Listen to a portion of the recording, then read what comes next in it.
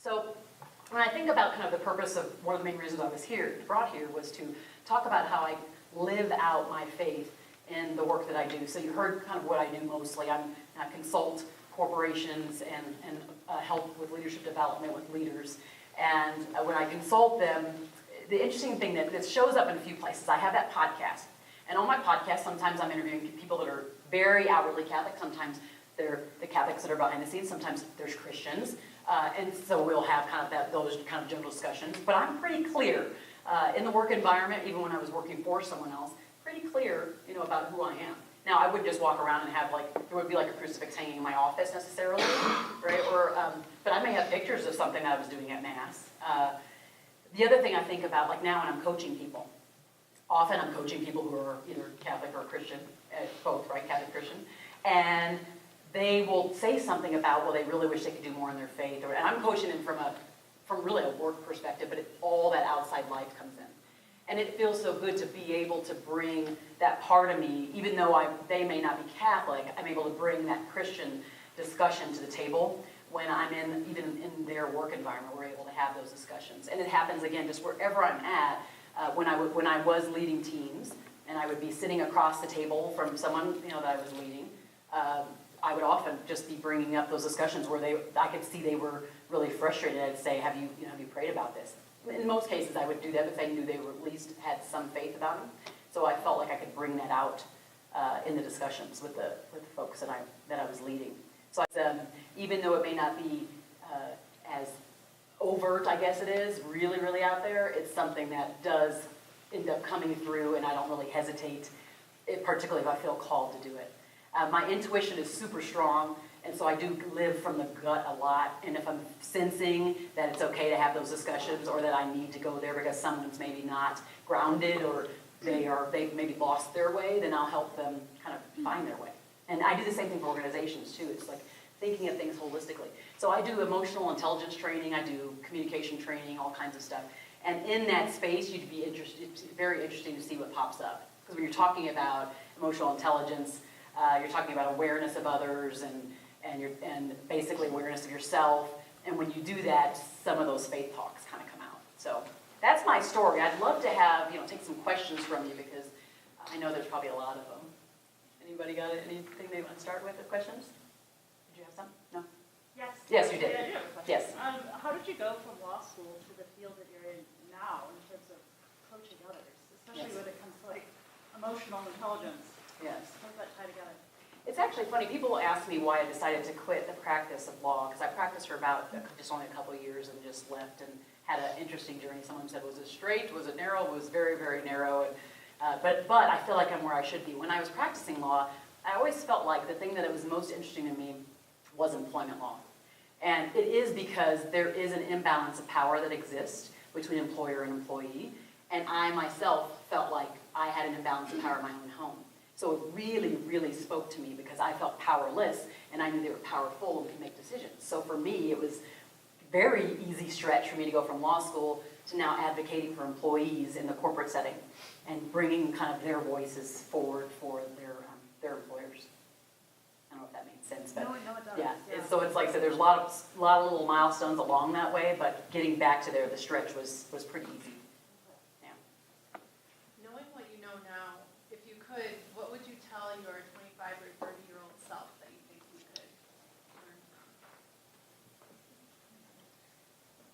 That's a lot. I would probably say, for sure, I would say trust yourself. And don't let others define you. Because what I did is, and there's no really regrets here, but there's this kind of thing in the background that says I went to law school, but I really did it for someone else, which is why I'm not doing it anymore. So I would definitely say to pursue a career that's your own, for your own reasons, for your own purpose, and then trust that you're going in the right direction. The other thing I would say is go where you're called to go. I use that language of pretty much everybody I talk to. It's about what I'm called to do. I'm doing what I'm called to do, and I use that language. So I feel very strongly, sometimes you work with organizations that are mission-based organizations. Someone here I was talking to earlier that works for another parish, and that's going to be really mission-focused. Those are nice places to work, but sometimes we don't all land there. We're accountants and we're lawyers, and so we can have our own mission that drives that drives us internally, right? And for us, it's faith. But then how we treat others, that outward expression of who we are is based upon that. So those would be the things. Trust yourself and make sure you go where you're called and do it for the right reasons, not for someone else. Yeah. Cost of living has gone up very much in Denver. Wages have not necessarily kept pace. Do you have any suggestions for us on how to get the most bang for our buck from our employers? First of all, and second of all, if we see one of our fellow friends who's not being an advocate for himself or herself in trying to get the most bang for their buck, despite all the hard work, what should we do? I would think the biggest thing would be to make sure that you are keeping an open mind. So I do believe the work that I do, or really that all of us do, that we really need to have a mindset, so we keep our mindset kind of forward thinking. There's a book by Carol Dweck called Mindset.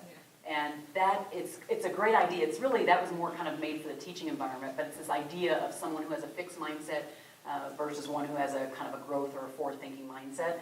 So I would say that in both of those scenarios, you want to keep that growth mindset, so that instead of thinking of something kind of the negative framework, or this is the way it is and there's nothing I can do about it, okay, could I get involved in projects that make me more visible to the people who decide where the promotions go, where the money goes, right? So I would definitely say getting more involved would be a big one. And the other thing is, a lot of times organizations really like innovators. So being one of those people who thinks outside the box and presents really creative solutions, don't be afraid to pipe up, because you're never, if you don't ask or you don't say it, then it's a no automatically, or they don't know what you're thinking. So you want to get it out of your mouth, and get it out into the world so they can know what you're made of. Those would be the two biggest things. And I would say the same thing for that person who isn't advocating for themselves. Keep that forward-thinking growth mindset. Maybe recommend Carol's book on that, just that idea of fixed versus growth. And then just to making sure that you kind of innovate and speak up about it. Yes. So he's talking about people who aren't as outspoken. For those of us who are very outspoken, how do we find that balance? Like, how do you come to a place where you know when to speak up and when not to? I always go for the speaking up and find out later. But what's and sometimes I regret that, but. It sounds like in that situation, what it says to me is thinking about emotional intelligence. It really goes to that. Okay. It's a self-awareness issue. Okay. So I'm an outgoing person too, but over the years, I used to be really pretty bad and pretty dominant about it. And now again, there's some of this is just kind of that fine wine kind of thing, right? It just kind of gets better. And so it's just learning, right? But there's this idea of this self-awareness, being aware of yourself and, aware of how you're impacting others by what you're saying. So it's really like visually watching what your words are doing to people around you. That might help you if you can kind of be more cognizant of that. That might help a lot. And the other thing is having somebody who you trust in your workplace to actually be see if they can be there with you, almost you shadow them, they shadow you, you see how they do it, if they do it well, or they come and just kind of shush, and then after the fact, they actually give you that honest feedback. That's super helpful. That's what I recommend to people when particularly leaders when I'm doing this emotional intelligence assessments, is have someone that you trust that can tell you, you know what, you're a little bit, too much in that meeting, and maybe next time, you'll just pay attention to body language. I do that a lot with executive leaders when I'm coaching them. Requiring, particularly the ones that are the dominant, aggressive, really like I'm done achieving, they've done very, very well. But sometimes when you look at their assessments, their reviews, it comes over as they don't really care about service, care about developing people, but just really care about winning and driving forward. So with those people, I'm always telling them to really pay close attention to the nonverbal cues that people are giving. It's key, yeah. Kind of jumping off of that, if you have a boss who's more along those lines, how do you kind of encourage that person to listen more, even if it's not necessarily directed at you? In my situation, I have a really forward-thinking, driving boss, and I really appreciate her a lot. But sometimes I feel like other people don't see what I see, and she just comes across as not listening to them or not caring. Are you close with her? There's she's not my direct supervisor, so there's one layer in between. So I would say medium, but Okay. not super close. That's a hard one. if you don't have that kind of relationship, how do you actually, coach up that way? Maybe you one don't, thing- I don't know. Yeah, I mean, I'm trying to think about, a situation where I may have done that. Like, so in the cases where I've done that, it was because I did have a relationship with the person above my boss, and that person knew that my strengths were what they were. So that person then pulled on that and would come to me and say, how'd you think that went over? So they would specifically ask me, and then I wouldn't just go, oh, it was perfectly bubbly, wonderful. I wouldn't do that. I'd say, I think you did this really well. This would be the only area I would think that you'd want to look at next time. Like, I would give that person kind of objective feedback if they came to me. It's hard when, if they're not coming to you, I'm not sure how you're going to get there. You could potentially talk to your boss, if you're close to that boss, and then let that person do some of it, almost like coach to them, and then let them go with the messages that are kind of from them, not from you. This is what we have to do in the workplace. That's what I've done. Yes. Yeah. How do you have that? If you have that a good relationship? Like something to the boss, and then that boss goes to. Yes. Oh yeah, and that's how it works out. Is it Les? No, you're Leah. I'm sorry, I had a thing over it.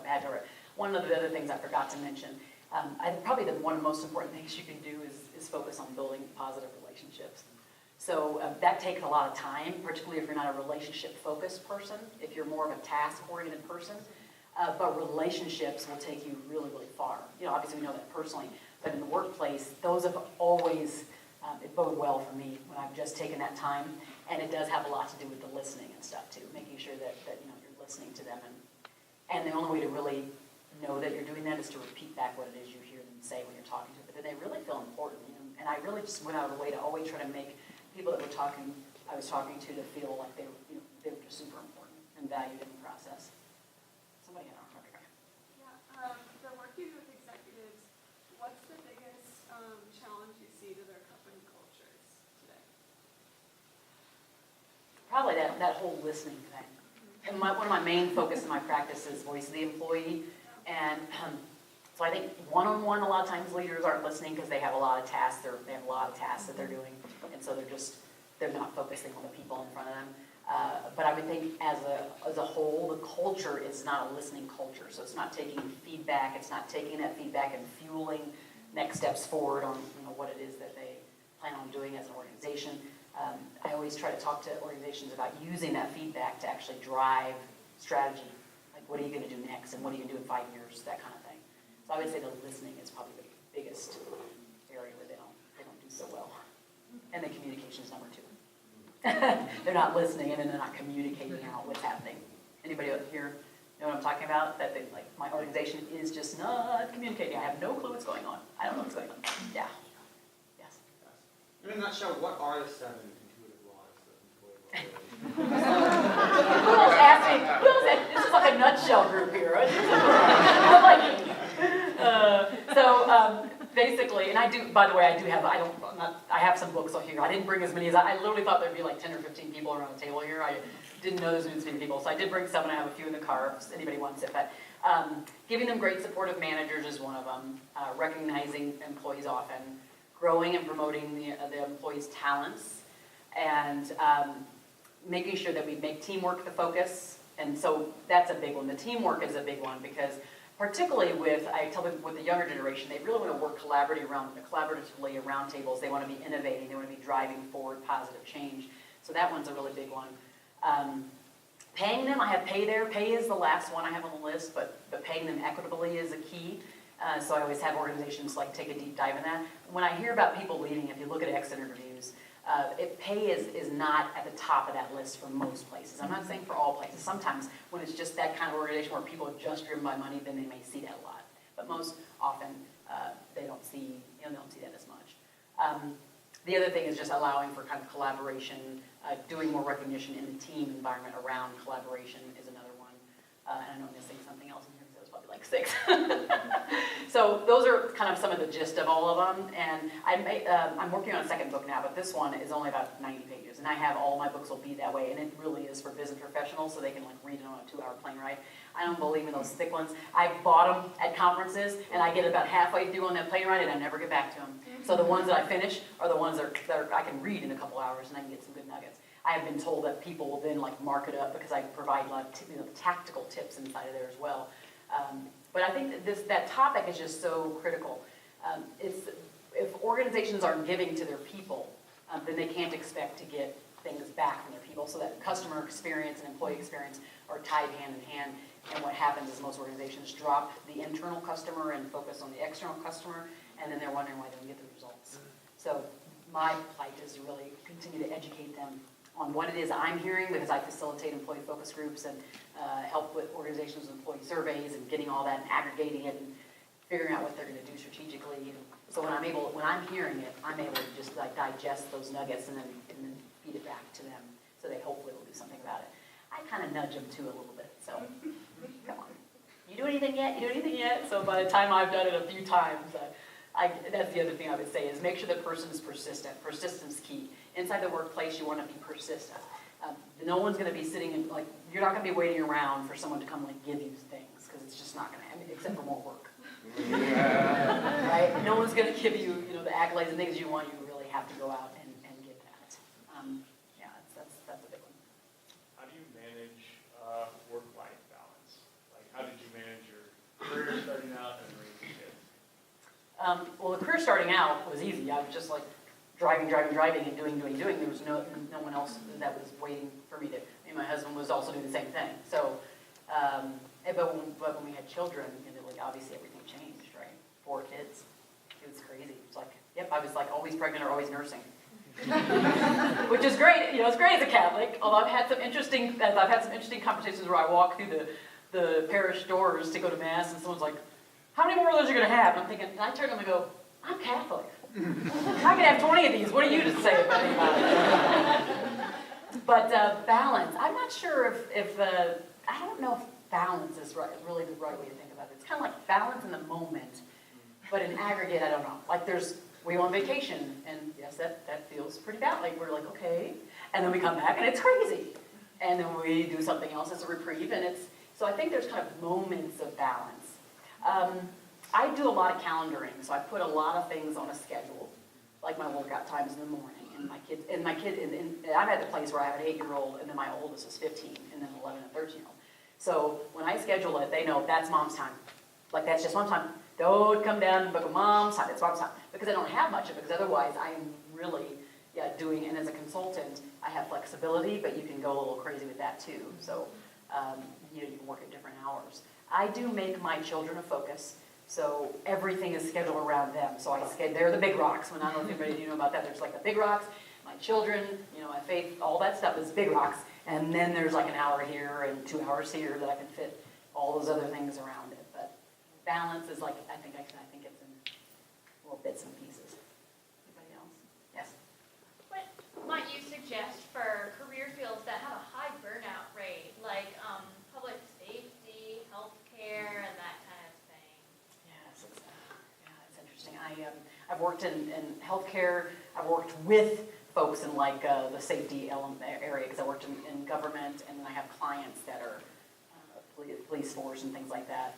And I don't know, I think just a couple weeks ago I spoke to Cal State Fullerton, the police department, and my talk was literally about positive mindset, how your mindset produces your behaviors, which produces your results.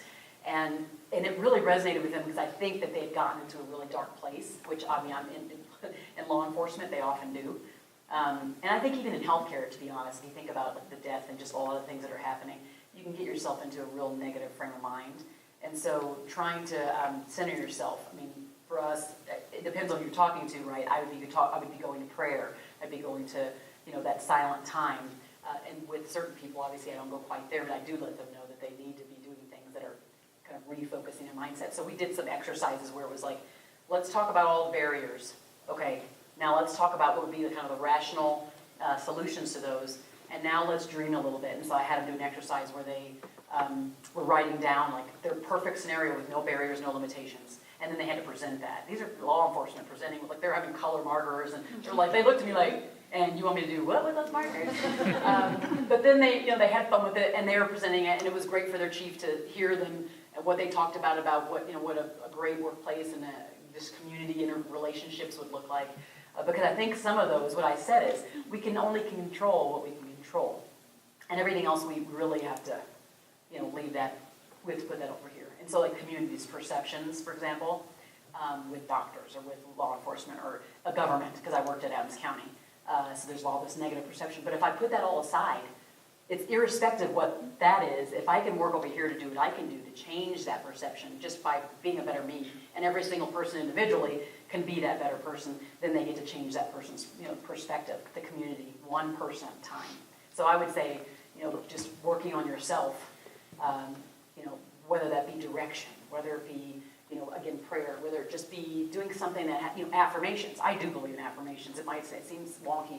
So when I quit the practice, I didn't tell you guys this. When I quit the practice of law, I actually went to work with Mary Kay Cosmetics. Anybody know that company?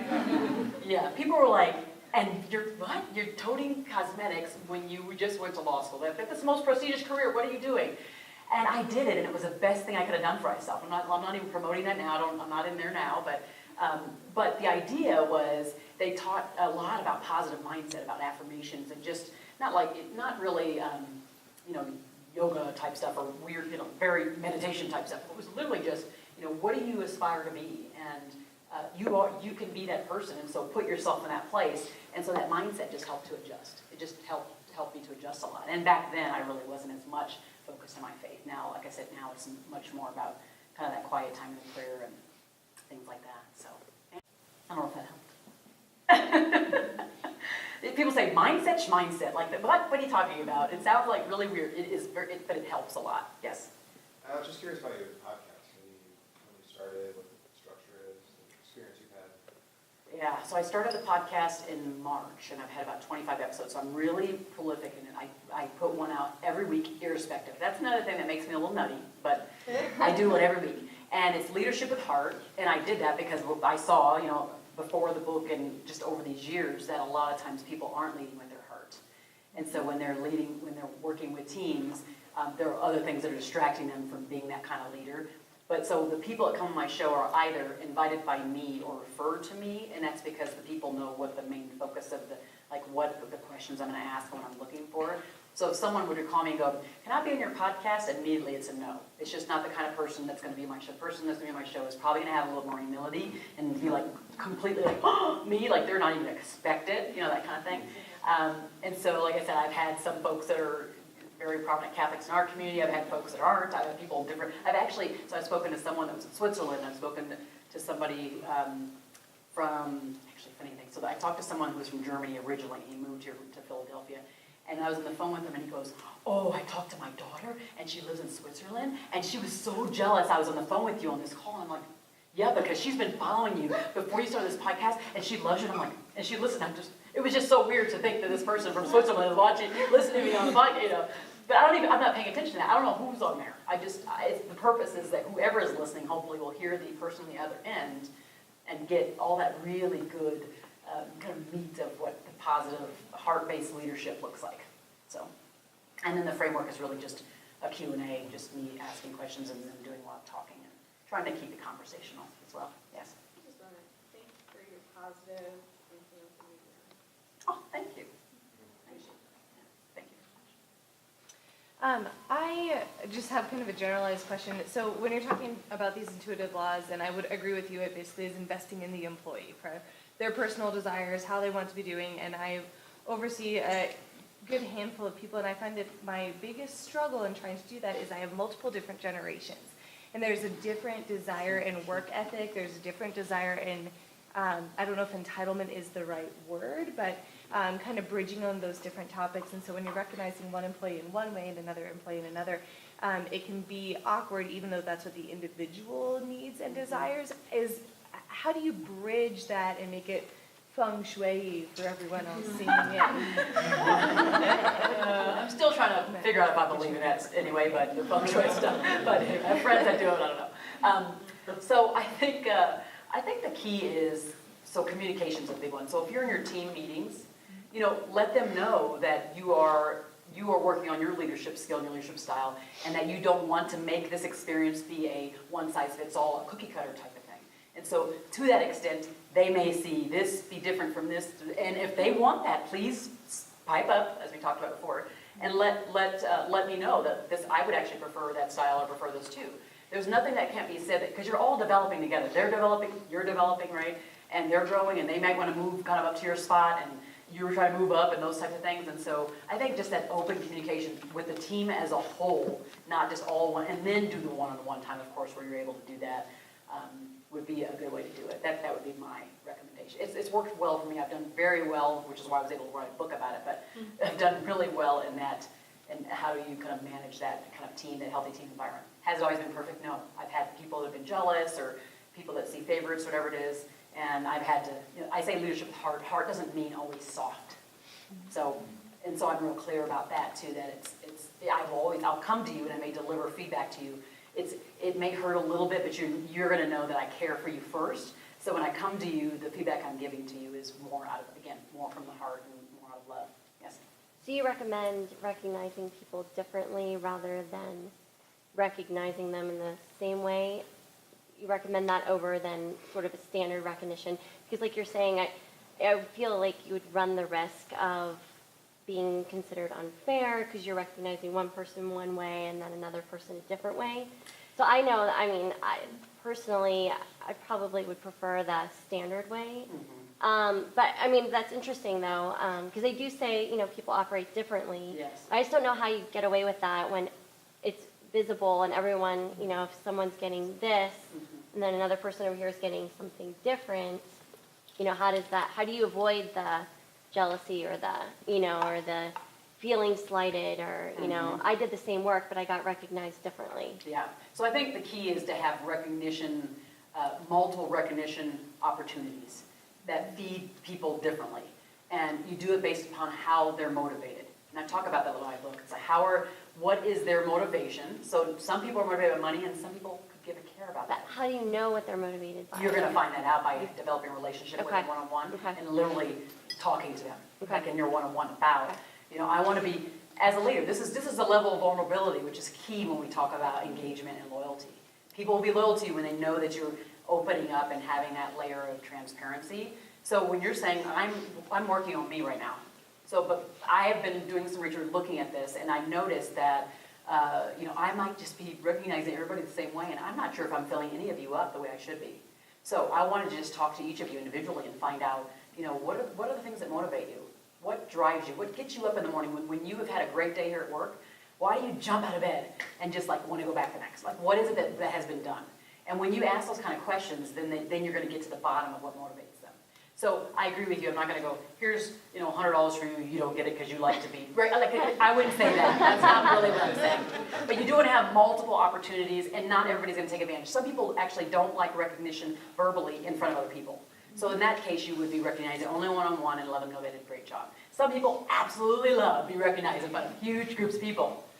And you want to make sure you provide opportunities where they get that. Great. So that's kind of what I'm talking about. Does that make sense? Yes, thank you. Could you share a story or an example of a time where you saw a transformation or an improvement from your coaching with a client? Yeah, so I was hired by I had been building a relationship with someone online. So I do a lot of my work is on LinkedIn. So that's where a lot of my promotion is at, and my writing started there.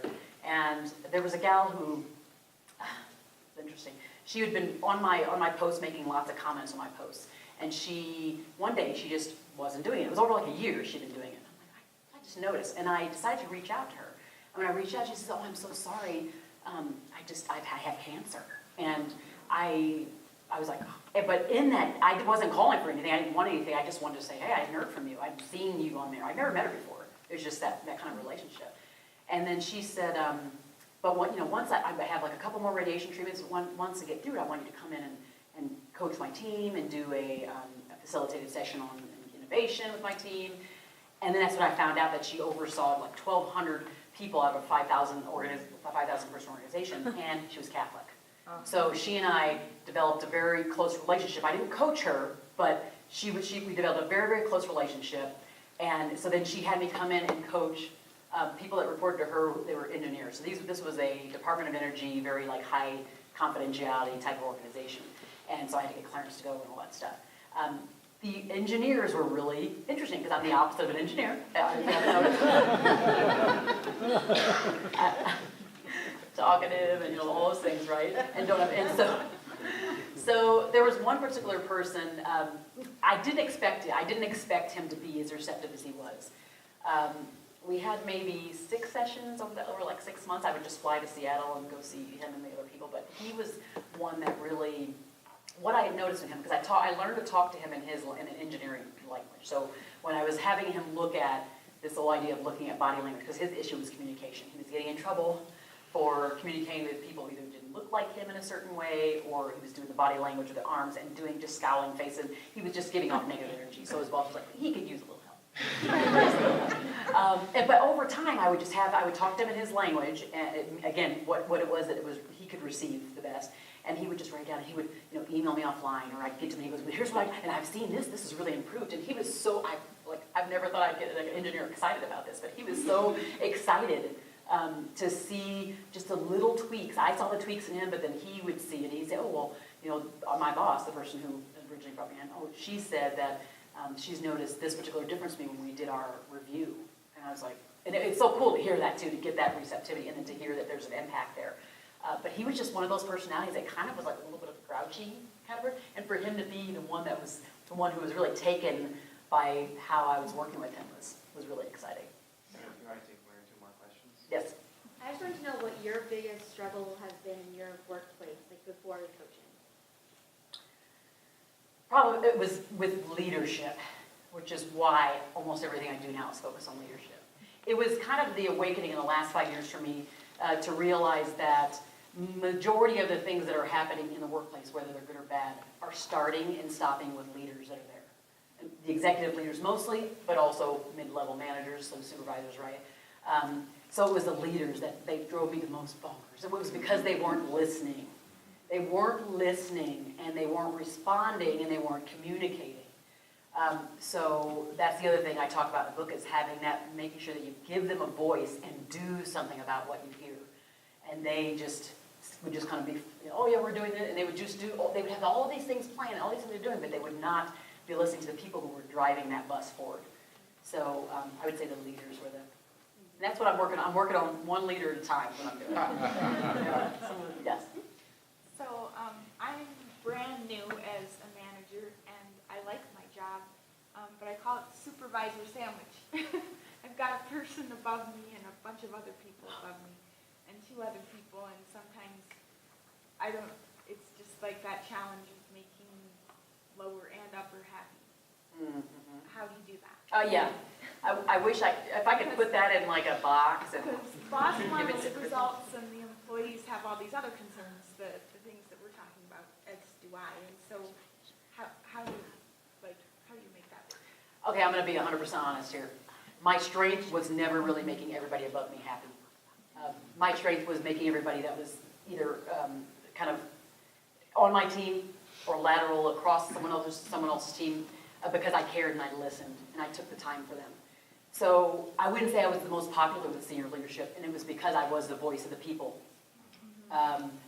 So I may not be the best person to give advice. The one thing I'd probably say is that if I were to go back, maybe not, I don't know, I think I like to be the person I am right now. But if I were to make one tweak, it may be to be a little less people-focused, like the ground troops focused, and maybe try to do a little bit more pointed coaching up and like a little more, just having a stronger relationship above. I'm not saying it was bad, but I definitely know that, again, if you were to look at a survey, for example, like a 360 survey, anybody know what those are? So if you were to see a 360 survey from me, my boss wouldn't be bad, but the people that were on my team would be amazing. Like those scores would be super high, right? So, and then the people that were maybe off my team that were colleagues would be like pretty decent, but not as high as my boss. And if there were people that were outside of my group, but they were, let's say, in the corporate structure subordinate to me, they would also be awesome. And it was because there were more of those, and they never had a voice. So I just always was the one who was, you know, uplifting the culture, giving them the recognition they needed, how they needed, like those kind of things. So that's why the senior leadership team, and to this day, the corporations, they lean on me because that's what I do. I have the ear to the grindstone, and I do that better, and if I can bring that to them, because they're not taking the time, or have the time in a lot of cases, to do the stuff I do. So, I don't know if that helped at all, but there's probably somebody in here that does that a lot better. Maybe you do that a lot better than I do. The going up and just coaching up.